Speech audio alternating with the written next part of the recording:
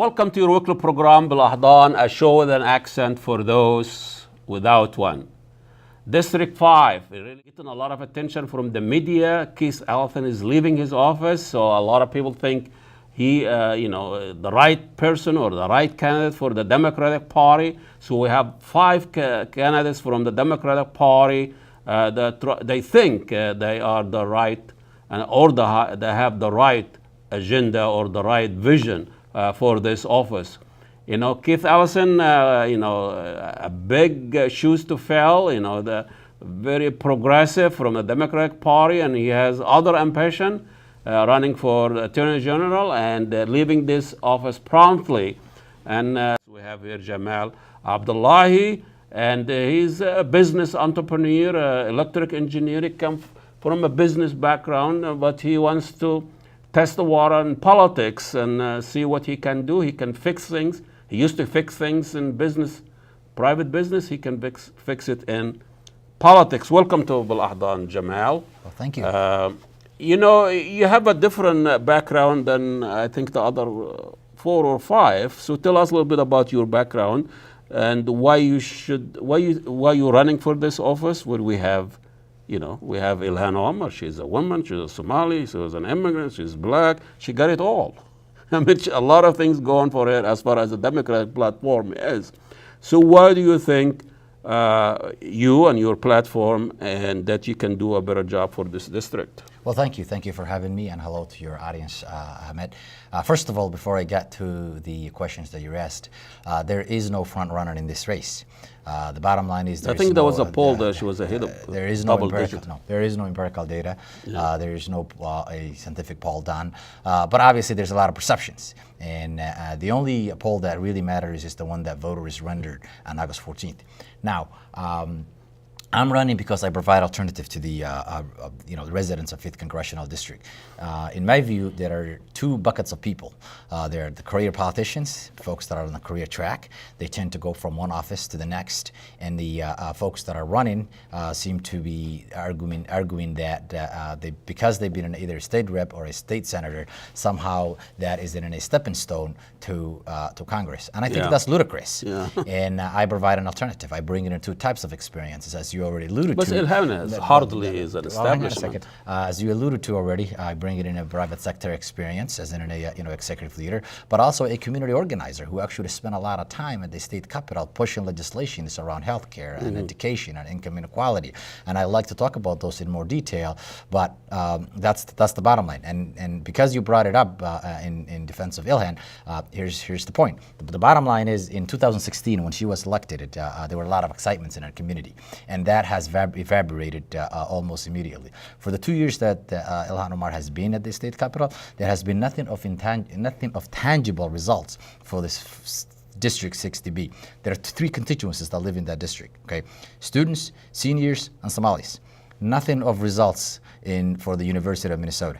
Nothing of results for the seniors that live there. More importantly, I think, and quite frankly, she has alienated the Somalis that live in that district by telling them that they weren't necessarily part of their constituents. So the vast majority of the Somali voters are actually behind our campaign. Oh, that's first to hear that she's alienating the Somali community. It seems like she's a rising star in the Somali community, and she's breaking a lot of grounds as far as the first Muslim, first Somali in legislative. She's in few circles. Is this the first thing is I'm not a fan of this. The idea of the first. Man, it should not be a platform for a campaign. I'm the first. What is your agenda? I understand that. But I'm looking at your literature here, as we always say. You're running on. Can I make one quick comment before we get to that? Go ahead. I think the issue of being in a rising star in the Somali community is in a perception in few circles within the Democratic Party. And the media too. On the press, obviously, and particularly the traditional press. And I think there seems to be a believed in the perception that almost to a point where you think folks are maybe afraid of maybe getting into a dogma of being perceived as though that they're trying to bring down the first Somali woman to be in power. And splitting the community. That's ludicrous. Yeah. Here's what I urge people to do. Okay, you don't have to take my word for it. All you have to do is go down to 217 3rd Street in early voting center in Minneapolis. Okay, and there are a lot of Somalis that are voting. Okay, all you have to do is they'll be more than happy to share this with you. Yeah. You ask them when they vote. You ask them who are they voted for. More than likely, 8 out of 10, they will tell you they voted for Jamal. That's all you needed to know. Really? Yes. Well, we'll find out next Tuesday. But I think what we should be talking about, political activism in the Somali community. You talk about half the Somali community running for an office, while the other half is voting for that. I mean, it seems. Tell us a little bit about that trend, that now the Somali community mature enough that they can vote. Not just one Somali, that is have 2, 3, and 4, and vote based on issues, not just the fact she is a Somali or she is a woman or you are Somali.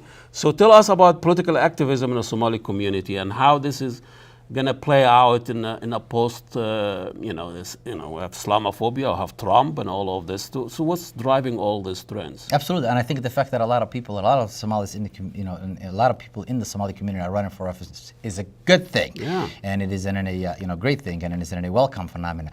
But here's what I would like for some of your viewers to understand, is particularly when it comes down to your question of a political activism. One person asked me, why is it the very point that I made earlier about people, resisting Ilhan Omar as a candidate. Okay, why are the Somalis are doing this? Okay, and here's the thing. I think people got to understand one thing about Somalis when it comes to political activism. Okay, and this is true in the broader black culture in America, because power has always been used to oppress people.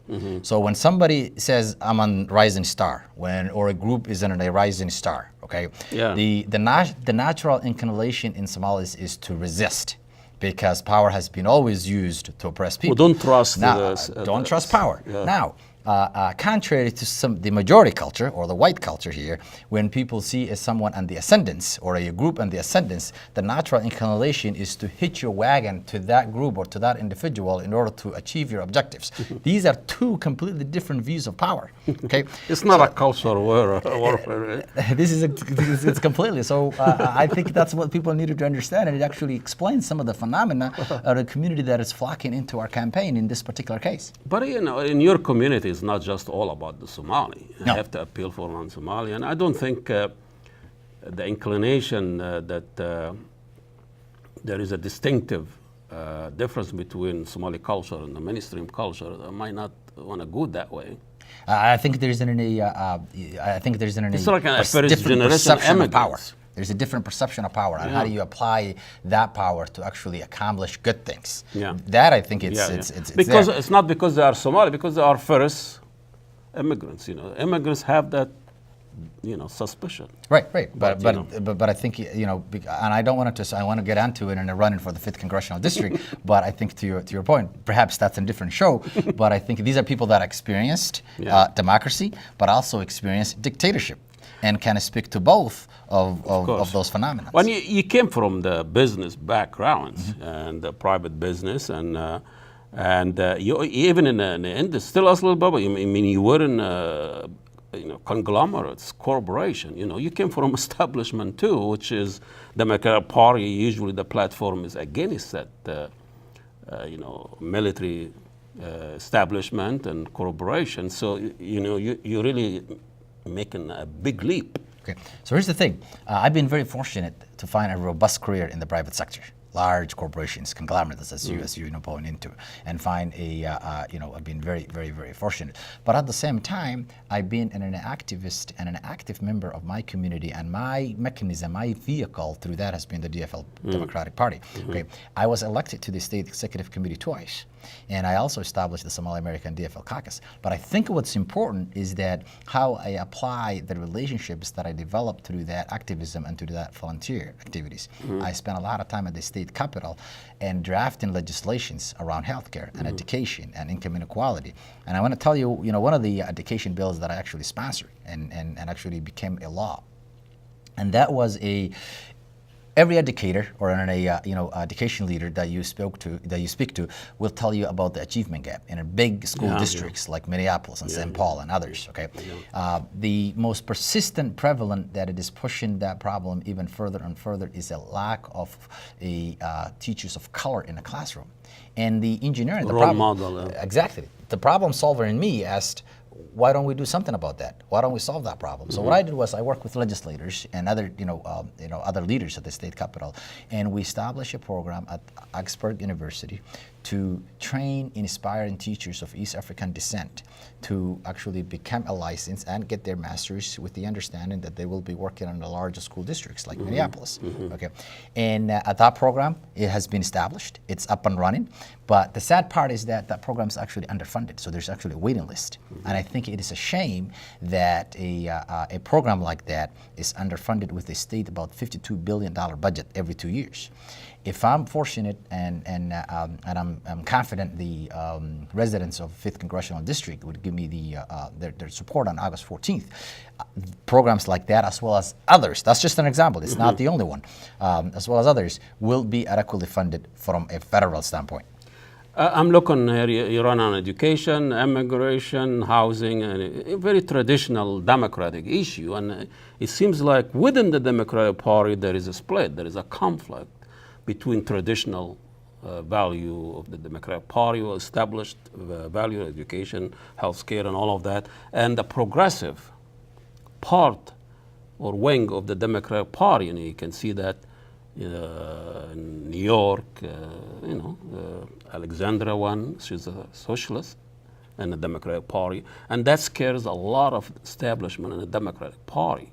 So, let's say she represents those values because she's been there and she's been supported and endorsed by the party, and now we're talking about the same issue. So, how you differentiate yourself from Ilhan, or you convince the people who are really not happy with the Democratic Party? Yeah, we seem to be the Hillary people, and we don't want that. We need Sanders. We need progressive agenda in the Democratic Party. So you're really running against the Democratic Party establishment, themselves. This is where the issues are these days. Okay, so for progressive ideas, they didn't invent it in New York. I got involved in politics when Paul Wellstone was the United States Senator. Whoa! He used to call them, Is too young for this? His characterization was the Democratic wing of the Democratic Party. That was his characterization. Yeah. Progressive is another phrase. What that means. It is another phrase. But that would be in the middle. It is another phrase for a progressive idea. Yeah. I consider myself progressive because when Paul Wellstone was running, he used to talk about something called mental health parity. Yeah. That was unheard of. And it was a moving the ball forward. Now, you talked about a sort of a collision as it characterized by Bernie Sanders versus sort of the Hillary Clinton in the 2016 election. Presidential. I, for one, after the caucus night in 2016, the Bernie Sanders won. Okay, and you can go look back on my Facebook and look at it. And I call it for a revolution. I said, okay, the folks that are putting the boots on the ground, that are actually the bloodstream of this party, have spoken. And they want a dramatic shift in tone, as well as priorities, as well as tactics to shift the party to the left even further. Okay. Now, in any big tent party, in any legitimate party, there's going to be different wings. Yeah. And there's going to be different challenges, different challenges and different issues and different you're always going to have in the DFL. You're always going to have the labor folks. Yeah. Okay. That's not going to go away. You're always going to have the farmers that are, even though in this particular district, it may not be DFL. it may be in exactly, it may not be in it's larger in an urban district, but you're going to have, these forces. But here's what people care about in this particular election, and here's what they care about: education, immigration, housing, healthcare, and income inequality. I got involved in politics because of an inequality. There was a fellow who was giving a speech about two Americas, one America that can buy everything that money can buy, And at that time, actually 90% of the wealth was controlled by about 10% of the population. Today is a lot worse. It's about 1% that's controlled. And it's a big issue nowadays, even on a national level. But what is it, it's going to boils down to the primary, the electability issue.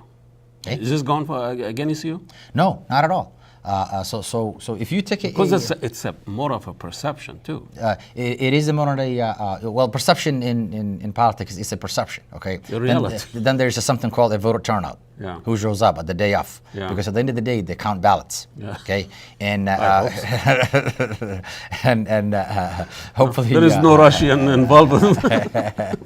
Russian collusion in the 5th district. I think in the 5th Congressional District we're fine. In so that's your name recognition and electability, because people want Democrats in November. Correct. To take that office. Absolutely. Not the Republicans. Oh, so no. you might have a better issue, progressive and more sound issue. You have better platform and agenda, but electability. That's what happened to Bernie Sanders, and look what happened. So electability in the context of a primary, we strongly believe, our campaign strongly believes, looking at the numbers, that we have a path to victory.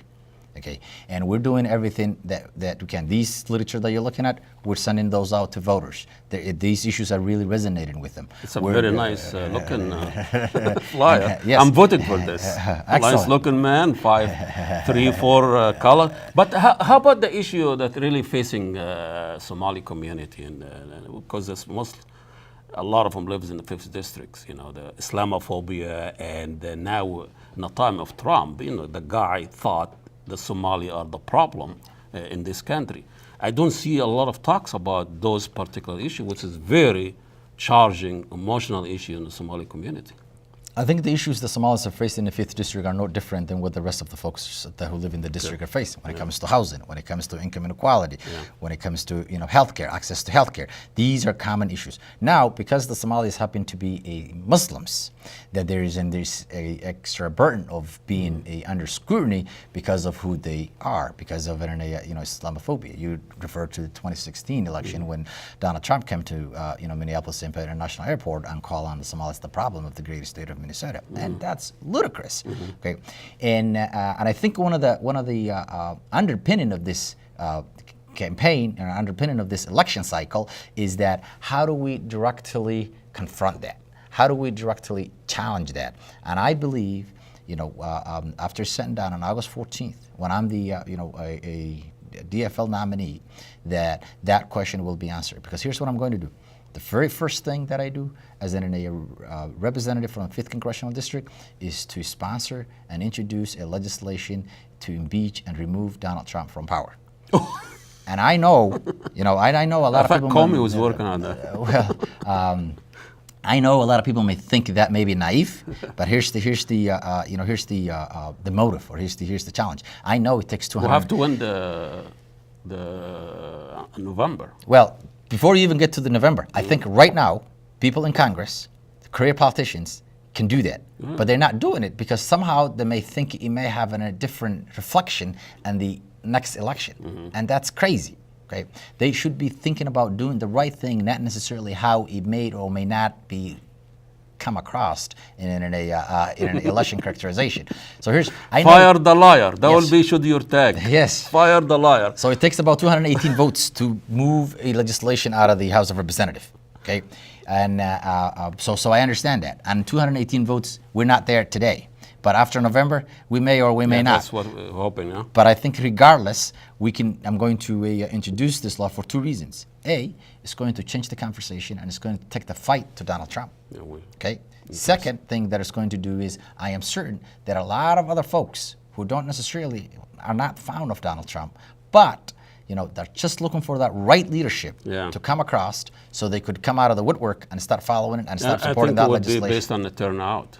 The people are sitting on the sideline and not excited about what's going on, and that's going to make the difference. If people get excited about a certain issue and go and vote, Yes, I think that's very true.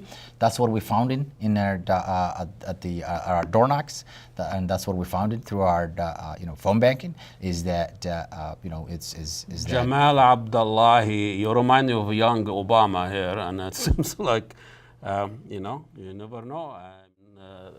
That we'll find out Tuesday, a week from today. Jamal Abdullahi is running for the 5th district to fill in, a very progressive, traditional, progressive Keith Ellison's, and among with other four in the Democratic Party. And I think there is a right on another candidate. We wish them all well. And